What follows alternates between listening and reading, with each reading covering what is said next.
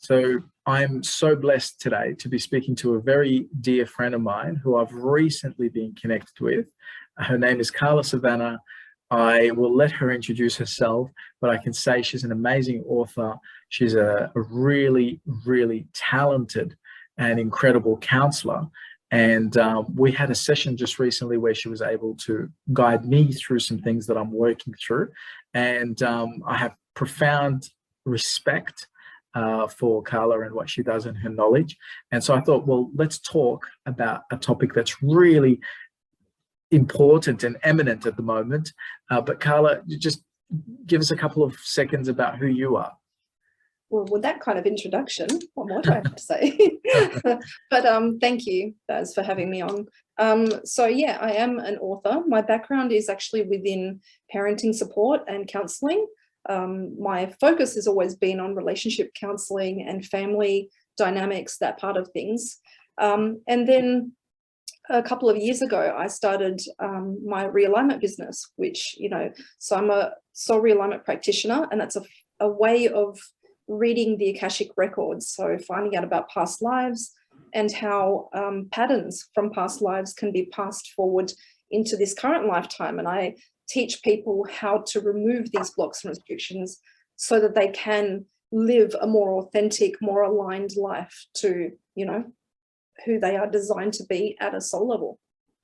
It's fascinating. And that's my passion, similar to, you, we love it's fascinating because we kind of work in a very similar way, and I think we speak a very similar language. I do the hypnotherapy, and I focus predominantly on here and now rather than previous life or past life regression. But I value what you do in the sense that some of the past life blockages that I personally brought into this lifetime that you've been able to help me identify and clear have really felt like significantly releasing like a weight over my shoulder that I didn't even know was there, Yeah. And it's so interesting when you uncover stuff from a past lifetime, stuff that you don't really that surprises me sometimes. There was once I had I don't know if I've told you this story before, but there's one client once I had, and it was the funniest thing. I was uncovering all her blocks and restrictions, and she had two attaching souls.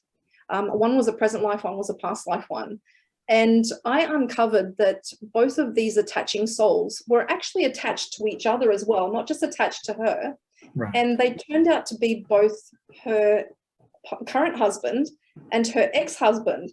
And I thought, that's weird. Why are your two husbands connected at a soul level? And obviously I didn't know this because I didn't know her at all.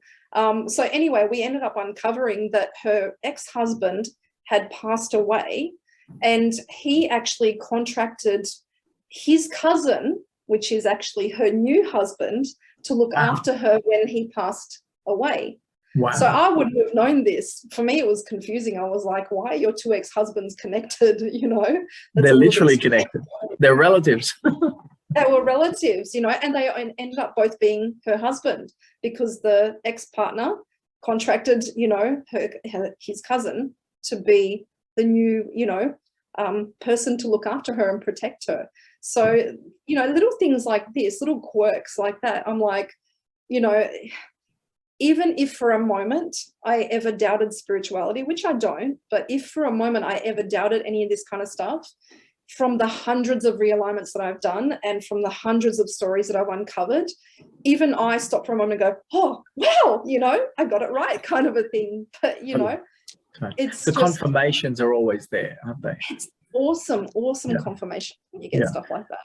So I thought I'd combine both your genius, the information that I can bring, and we could help some people understand some of the challenges that come up around Christmas.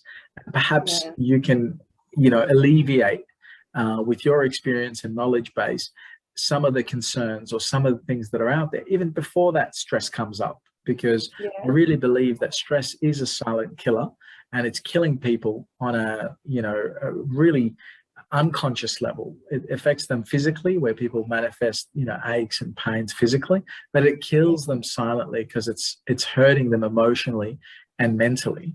And that's one of my passions, is to clear that. And I thought if I could bring in some of your knowledge, a bit of mine, we can give people some framework for how to deal and clear stress before it even happens in this Christmas madness where they call the silly season. Yeah, absolutely. And if I could even follow on from some of the stuff that I've already mentioned in regards Sure. to, past lives or even karmic patterns, I think that a lot of people forget. And I mean, we've all got different beliefs, but it's my personal belief that our life is continuous. Even though we're dying and then we're being reborn, I feel like our soul journey is continuous. Yeah. So whatever we were a vibrational match to when we passed away from a previous lifetime will be what we're a vibrational match to when we incarnate again. So any of the choices that we made that built up to that certain personality, then we're reborn with that personality or vibrational, type that we're carrying. And as we're reborn into a family, we're a vibrational match to that family when we're born. But over lifetimes, we make different choices, and we do grow and we do evolve throughout that lifetime. So we start to change our own vibration through choices. So it might mean we're not a vibrational match to the family that we're currently with anymore, because we've had a whole lifetime in between. And if we're not a vibrational match, that means that going to that family reunion might be misaligned to who we are currently carrying or what we are currently at a soul level. So, and I think if people can give themselves permission to understand that they've grown or they've evolved beyond what they were when they were originally incarnated into that family, and understand that maybe they're not a vibrational match anymore to their family, and that's okay. So maybe a positive choice would be not to show up to their family reunion, for example, and allowing that to be okay for themselves and their own and unfortunately, when it comes to Christmas time, we're really exposed to having to make these choices, and especially, if you're married and you've got a partner, it's like, am I going to spend time with their family? What time am I going to spend with my family? What time am I going to spend with my, small, direct family? And you feel like you're constantly divided, Yeah. So if you don't feel well with a specific family, or you don't feel like you, if they've got nothing really to add too much to you, why would you force yourself, And one of the techniques that I do actually, or I ask people to be aware of when they're going to spend time with family members is, if you're feeling drained when you leave, if you feel like nothing is really added, if you're feeling constantly uncomfortable, and even after you leave, you still feel uncomfortable, then it's not a vibrational match to you, okay? But if by chance you feel a little bit uncomfortable and a little bit nervous at first because you haven't seen these family members for a while, and you go there and you spend some time with them and you start to calm and relax and loosen up, and by the time you leave you actually feel good, then maybe you need to reconsider, whether you think it is a vibrational match or not. Right. But definitely, if you're uncomfortable constantly, and then even afterwards you're still uncomfortable and drained and all that kind of stuff, then definitely it's not a vibrational match to you. That family is obviously not a vibrational match to where you are at the moment. The usual stress around Christmas is kind of compounded now. So as you share here, which I can resonate to, and I've heard from clients and friends and family members, where Christmas brings on this angst of you've got to spend time with people you don't really want to spend time with, because that's what you've got to do. It's tradition, whatever. They kind of either force them their way in the spirit of Christmas celebration, or the other way around, and you have to go there and connect with them, and it feels like a have to instead of a wish to or would love to. And so there's that normal dynamic of that, do I really want to be there, do I not? And that normal dynamic brings with it fear and guilt. So the fear of, if I don't go, what's my mum and dad going to say about me, for example, my partner going to say if I don't spend time with her parents or whatever. And then there's the guilt, because I didn't go, because I did go and I didn't feel good about it. or because I went and I called them so and so, then there's this guilt component and the fear component. It's like damned if you do, damned if you don't. Yeah. That's the traditional thing that I think has been happening, but it's compounded right now because of COVID stress. And COVID's created all these new things like border closures, and people can't see each other. So it's created, in fact, what feels like a separation anxiety or a loss. So if you want to talk about that dynamic. Yeah, well, I think this is the thing when we're constantly, I mean, I think at the moment, because we don't have much control over the situation, it becomes really frustrating. And a lot of people might be familiar with the 5 stages of grief. You know, the first is, you know, denial, you know, then there's anger, then there's bargaining, I think it is, then it's depression, then it's, you know, acceptance. But usually we go through this 5 stages of grief when we suffer a major loss. You know, it's usually upon death or a serious or a separation, divorce, something like that, you know. But in COVID times, we seem to be going through or be forced to go through the 5 stages of grief over and over and over again, because we never know when we're going to see our family members or if we're going to see them, and, you know, then we're going to be separated again. So it feels like we're constantly in those stages of grief, which obviously will become extremely stressful as we're learning how to, you know, how to manage it with loss and manage it. Yeah, exactly. So yeah, there is certainly, as you say, an artificial cycle of like, you know, I haven't got control, I haven't, and a lot of people aren't consciously thinking what we're discussing here. It's happening unconsciously, and so it's even more of a roller coaster ride than what you would if you were thinking it consciously, because at least if you're conscious about it, you're aware there's a problem and you're trying to, you know, resolve it. But this is an unconscious struggle for a lot of people, and what we're trying to do here, at least, is bring it to the surface so that people can raise awareness, develop some techniques like what you shared earlier about, does it feel lighter or does it feel heavier, and what are you going to do about it? And interestingly enough, when you talk about the karmic, the way I can resonate with that is I feel like my connection with my wife and kids, for example, is very light. It doesn't feel heavy. It doesn't feel like it's an uphill anything.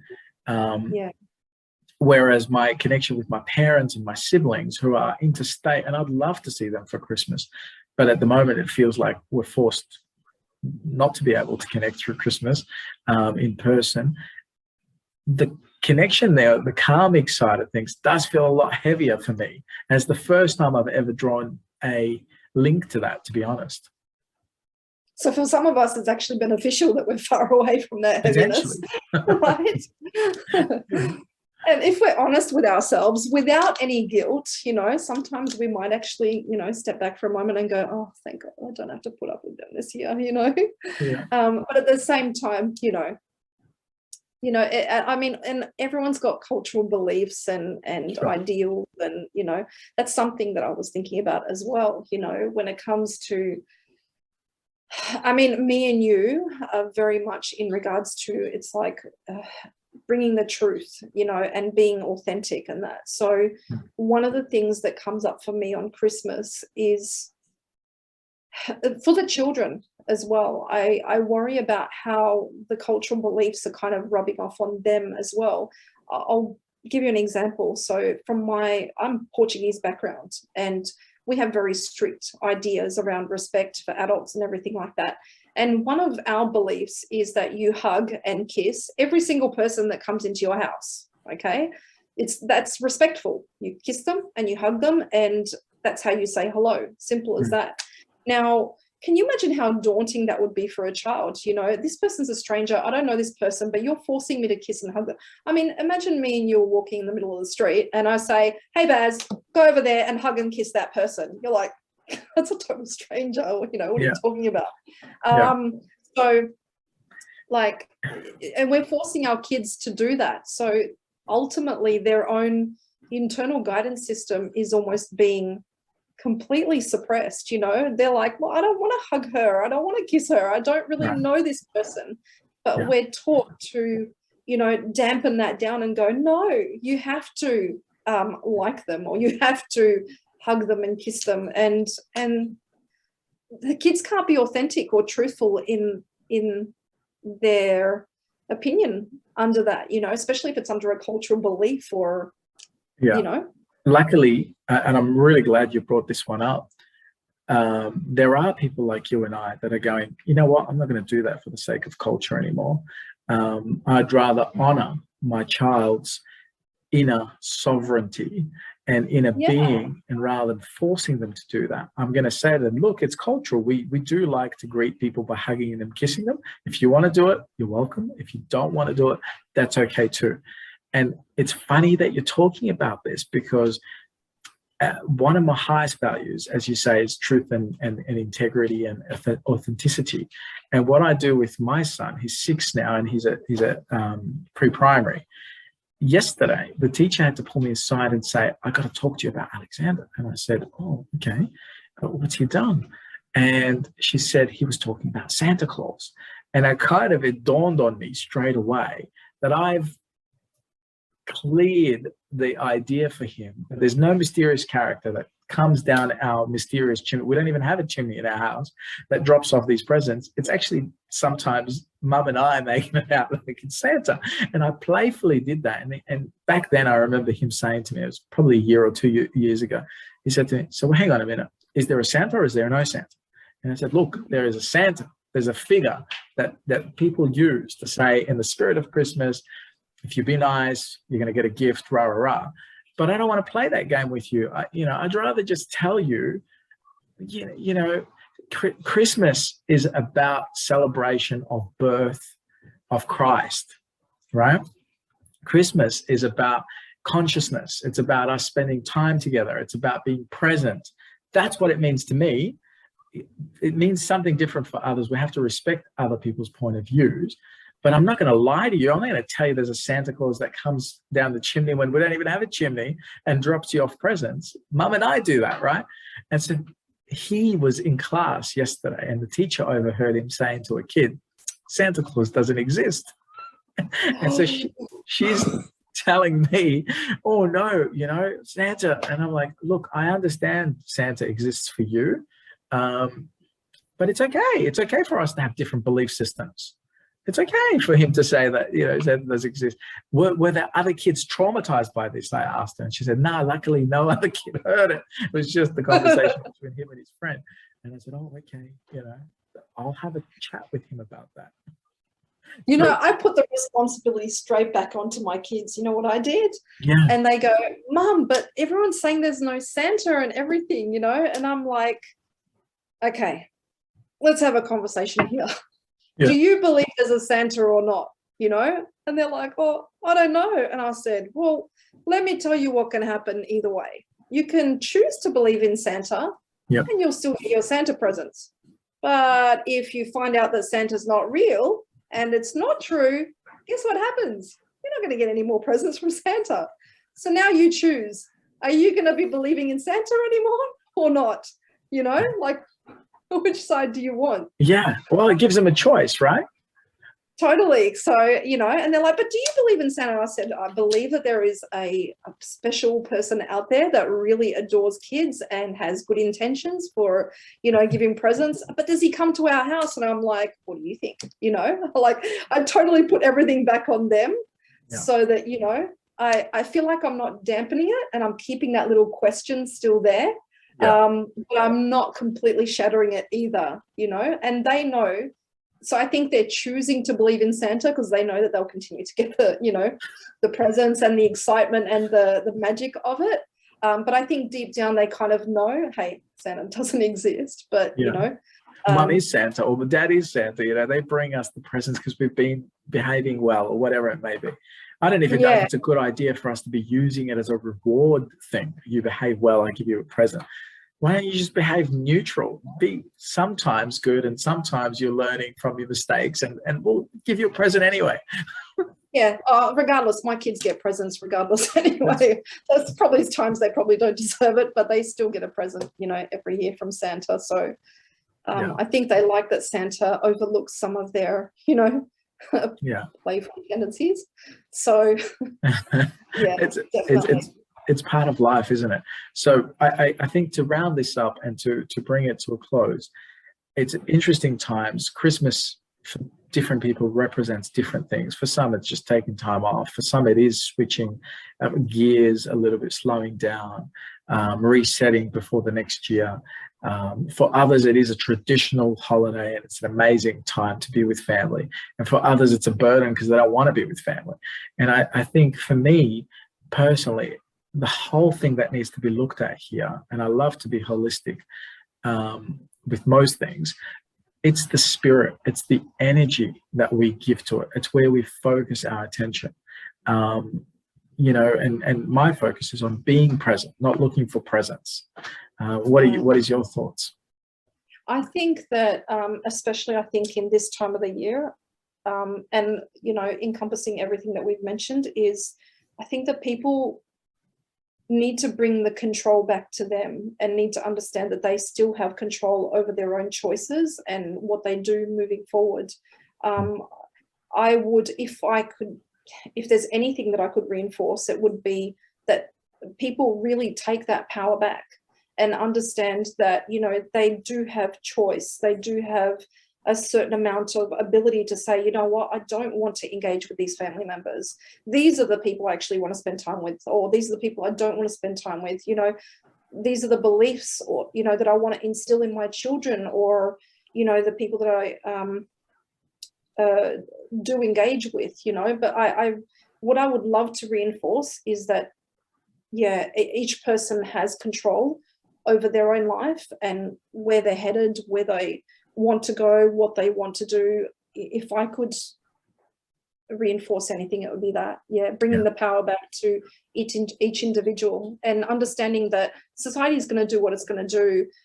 You know, the whole world could be crumbling around you, but as long as you're able to maintain a sense of power and control over your own little personal space, setting very, very clear boundaries, obviously, and being authentic to yourself, that would be absolutely my number one. I love that, because it's coming from an inspired space rather than a desperate space. You know, inspired to do what I love rather than desperate to do what, you know, I'm doing out of fear or guilt or obligation. Carla, thank you so much for your time. You are absolutely wonderful. How can people connect with you if they want to know more about how to clear some of that baggage or package that they've brought in from previous times? So my website is carlasavannah.com.au, and all the links, all the details to all my realignments, even to all my books that I've written as well. And my new book will be coming out hopefully the beginning of next year. I'm just in the process at the moment now releasing that one. So that one's going to be a cool one. That one's what's that 21st about? Century relationships. So the original book was 21st Century Relationships, How to Connect in the New Age. And this second one is book 2 of 21st Century Relationships. And that one's going to be about why humans weren't actually designed to be married. Wow. So that's going to be a really interesting one. Absolutely. Well, that's awesome. And I'm sure if you connect with Carla Savannah and you love her energy like I do, when you get on her website, there's some great books there that may even make really good Christmas presents. That said, be blessed. Carla, thank you again for your time. And thanks everyone for connecting with us. Thank you so much, Baz. Thank you.